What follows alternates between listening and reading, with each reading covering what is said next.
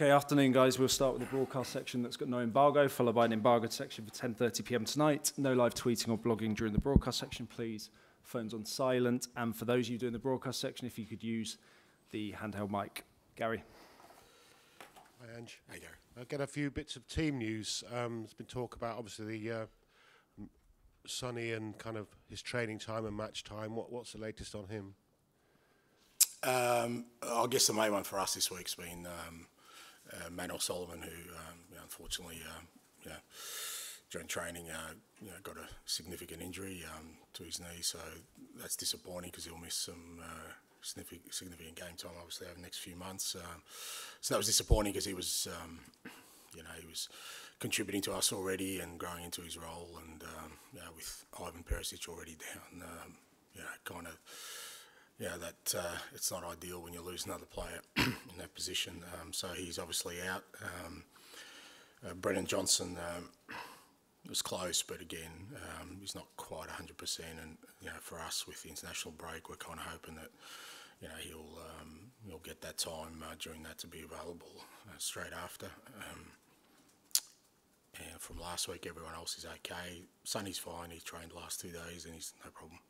James Madison as well, similar, you have to wrap him in cotton wool a little bit? No one's wrapped in cotton wool, mate. There's no cotton wool here. There's, it's only barbed wire and uncomfortable uniforms, mate. So they all work hard every day. They just have different programs. But Matters has trained all week. He hasn't missed a session. You touched briefly on the VAR incident last week, but it's been a week of developments. The audio's come out. It was obviously an horrendous error. Now the dust has settled a little bit. What's your view on it all? Yeah, it's a little bit of a weird one because, like, usually when something major happens, you get a sense of it during the game, and I don't think anyone really had a sense of that something significant had happened. Certainly, maybe I'm just focused on the game, but I didn't get that sense. I think straight after the game, Anth mentioned to me that there was a statement coming out, but even then the first sort of questioning I got wasn't really about that, and then it was only when I got to the press conference and all you blokes were muttering amongst yourselves and not listening to me that I knew something important must be happening, and then you kind of realise what's happened, and obviously fairly significant event during a game of football that you kind of, and look, whatever I say is probably maybe going to be seen through the prism of we were the beneficiaries of a mistake, and we certainly were that. There was, the facts of it are there was a legitimate goal that Liverpool scored that wasn't given.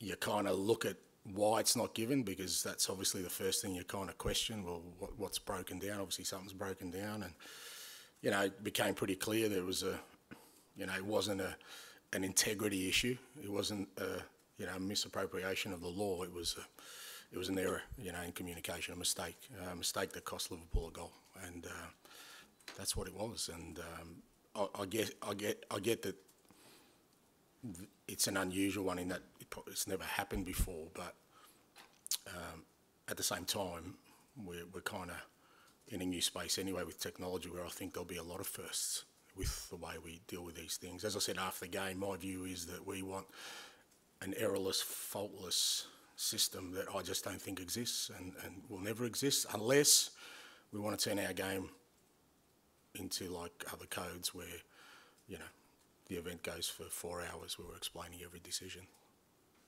It's a hypothetical question, but if you had been aware of the gravity of the error, would you have done a Bielsa maybe and given a Liverpool chance to score a goal?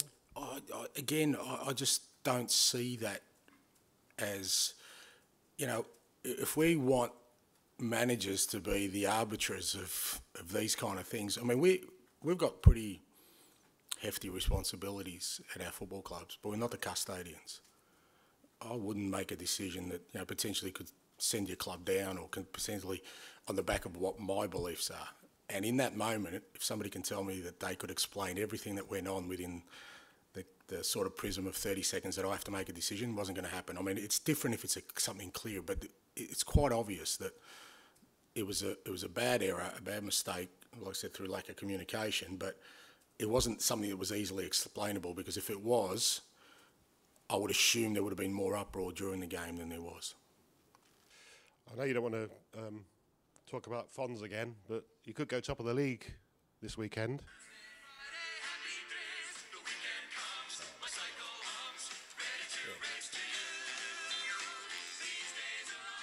Something to be happy about, right? Oh, wow. Firstly, can I say what a gentleman Henry Winkler is. He sent me a message, and that's truly chuffed by that because, you know, I think I said during the week, sometimes you get disappointed when you mention your heroes, but yeah, what a great gentleman. And if he does send me a poster signed, I will definitely put it on my wall, despite the protestations of my wife. But yeah, look, if we win, we go top of the table for what, 24 hours, but who cares, mate? We've got to win. We've got to win. It's a tough game tomorrow. Our folks got to be on putting on a performance and playing at our best. Because if we don't, then it won't matter where we're sitting on the competition ladder. It'll be us focusing on a poor performance. Liv? No more props, please. That's we're done, right?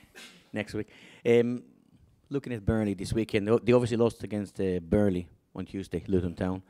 But how resilient do you think they will be? Because they did manage to pick up 4 points in the last 3 games. Yeah, I think they will be. If you look at all their games, maybe the results haven't been as positive as they would have liked, but they've all been really tight games. I mean, they haven't been blown away by anybody, and you know that kind of tells you that you know Rob has done a fantastic job to get them promoted in the first place, and they did that on the back of really some resilience and competitiveness that they're bringing to the Premiership. They're going to fight for everything, and that's what we expect tomorrow.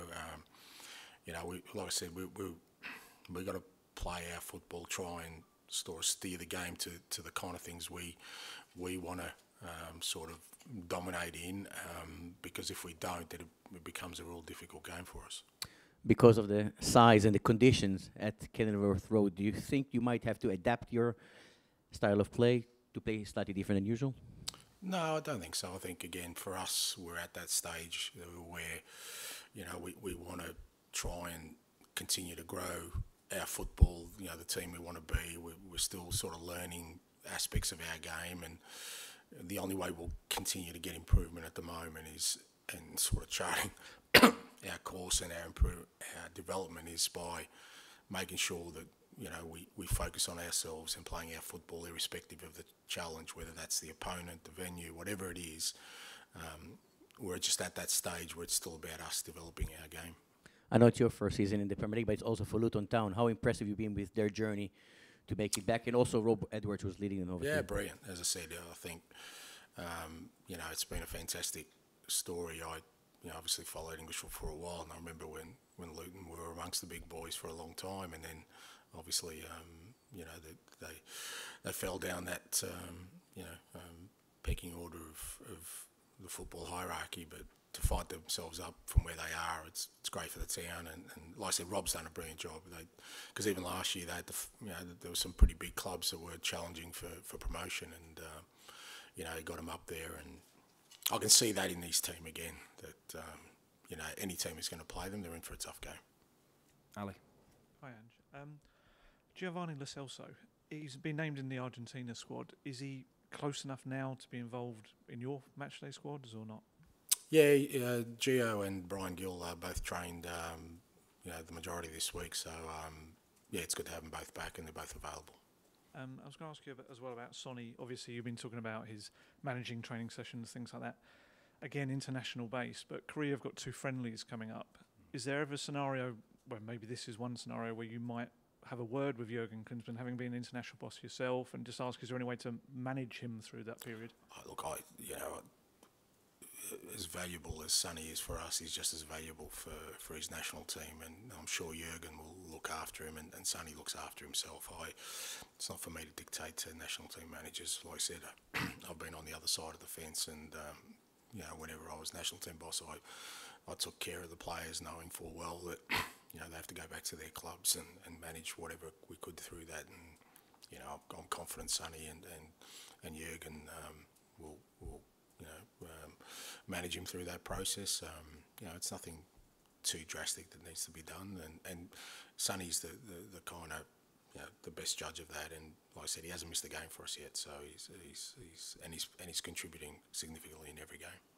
One of the things you said after the game on Saturday, you spoke about Matthew Wells and his work with Pedro Porro in the defence.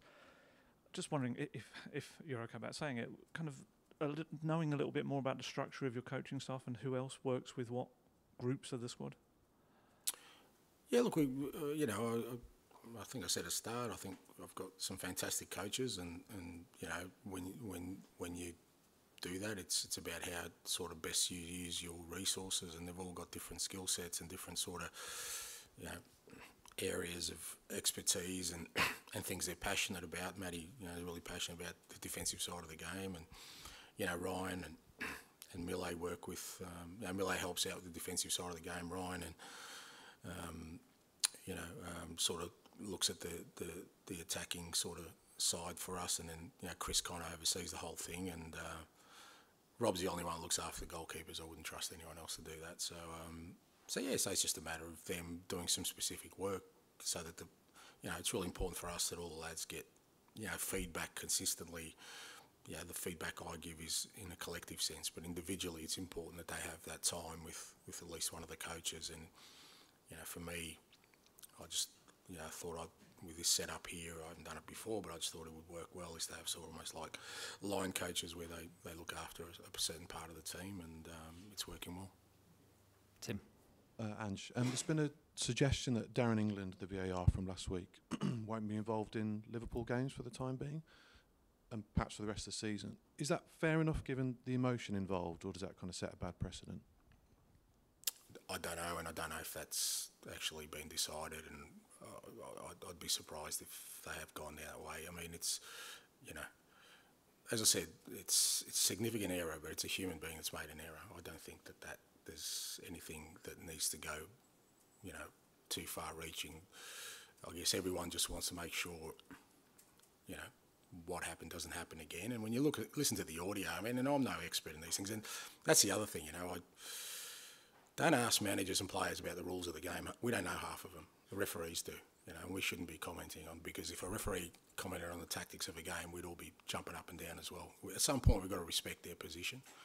And look, I'm not one that hasn't complained about decisions in the past, and I probably will in the future. But in the prism of that, if they're made on the back of mistakes, then, mate, that's part of, like I said, it's part of our game. It's not supposed to be flawless. There's, the same way players, managers make mistakes, referees at times will make mistakes. But, from my perspective, when I listened to that audio, I just thought, well, saying check complete, somebody obviously thought that's a good way of finalising things, and it's worked up until now. But, I would have thought the logical thing was say goal for Liverpool, and there isn't anything. But I'm saying that with the ignorance of not knowing how it's really set up. But I think when you listen to that, you probably go, there's probably better ways of communicating a clear decision in such a big situation. And I'm hoping that's what they're addressing, not the individual who made the mistake, because I think that's a dereliction of the game. That's like me hanging out a player to dry just because he made a mistake. My role is to go in there and help that player improve, not to say, well, you're never playing again. Okay, and back to George for the final one in this section, please. Hi, Ange.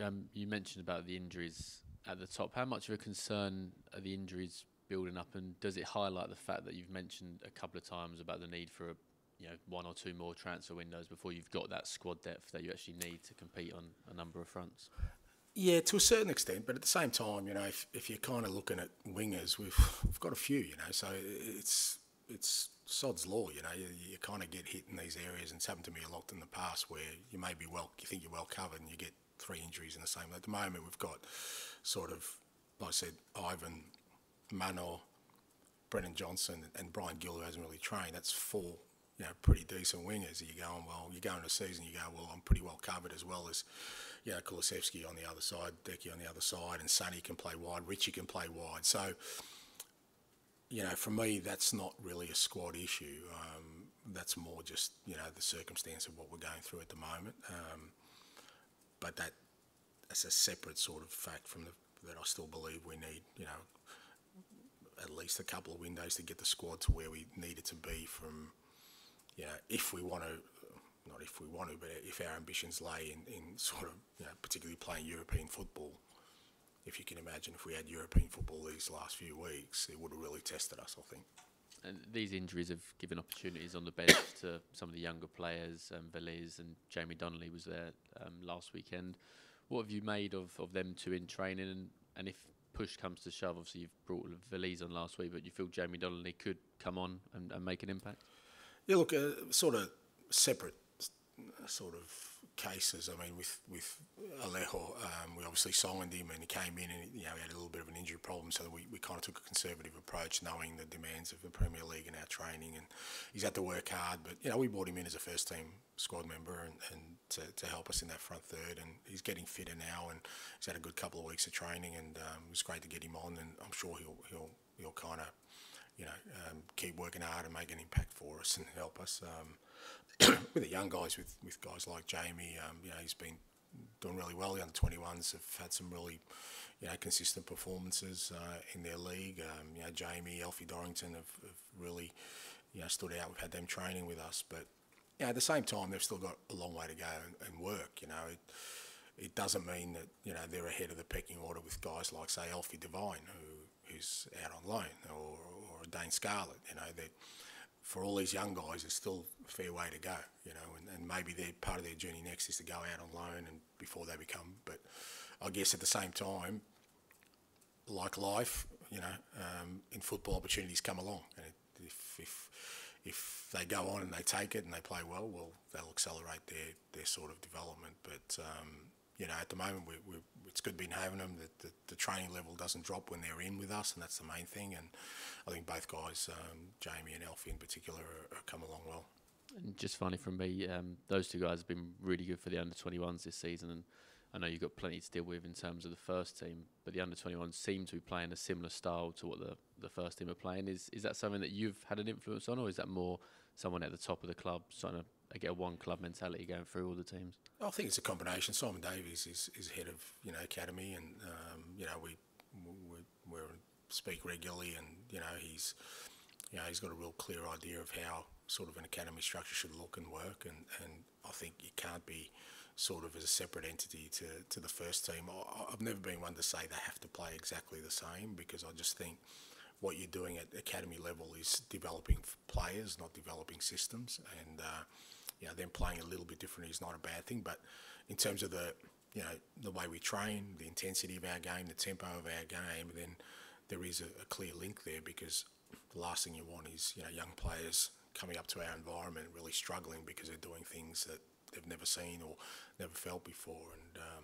And Simon, he's the link to all that. As you said, my focus right at the moment is on the first team, obviously, but the more we can get that sort of aligned, then in these kind of situations where maybe we're a little bit down on numbers, or we get some injuries, if there's a left winger in the under-21s, well, there's his opportunity, and that's what we've got to try and create. Okay, we'll move on to the embargoed section for 10:30 p.m. tonight. No need for the microphone, Matt.